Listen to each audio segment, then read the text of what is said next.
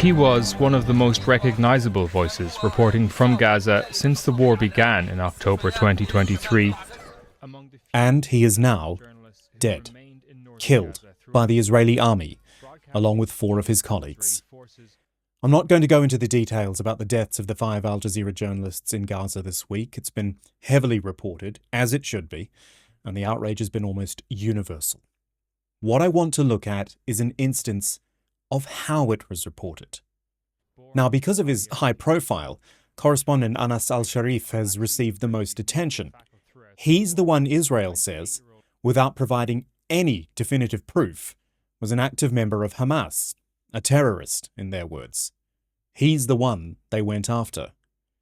But along with Anas Al-Sharif was cameraman Ibrahim Zahar, assistant Mohammed Nufal, cameraman Muammar Aliwa, and correspondent Mohammed Krike.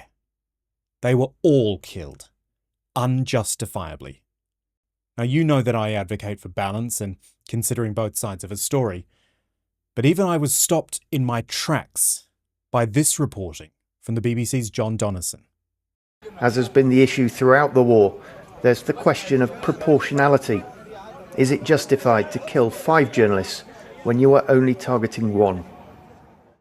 Now, this is an age where you have to be careful with what you read and watch online. Fakes and AI-generated content are everywhere. So I checked the BBC News website, and there, under the headline, BBC understands Sharif worked for a Hamas media team in Gaza before current conflict, there were those words again. There will be questions about Israel's justification for killing Sharif if he played a relatively minor non-combat role with Hamas several years ago. Also, as has been the issue throughout the war, there is the question of proportionality. In targeting Sharif, the IDF killed 4 other Al Jazeera journalists, with no suggestion of any links to Hamas. So the BBC is saying, with as much definitive proof as the Israelis showed, i.e. none, that Anas Al-Sharif previously worked for Hamas's media team.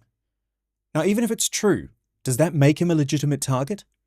And if so, shouldn't that make people who work for the Israeli military's media team targets as well? Honestly, I'm just flabbergasted by this whole thing. I worked at Al Jazeera for a long time. We had journalists killed and imprisoned and put on trial many times.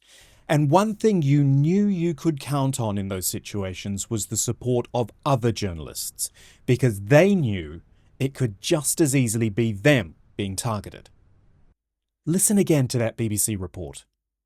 Is it justified to kill 5 journalists when you are only targeting 1? Well, I'll tell you, no, it is not justified to kill 5 journalists. It is not justified to kill 1 journalist. It is not justified to target a journalist in the first place. How the hell is this question being posed by one of the so-called bastions of international news? Bottom line, Israel did this and it should be held accountable. It won't, because it never is, but it should be. And frankly, Israel can defend itself just fine.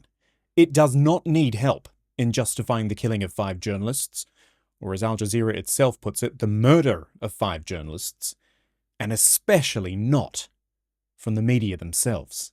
The Balance, journalism without agenda.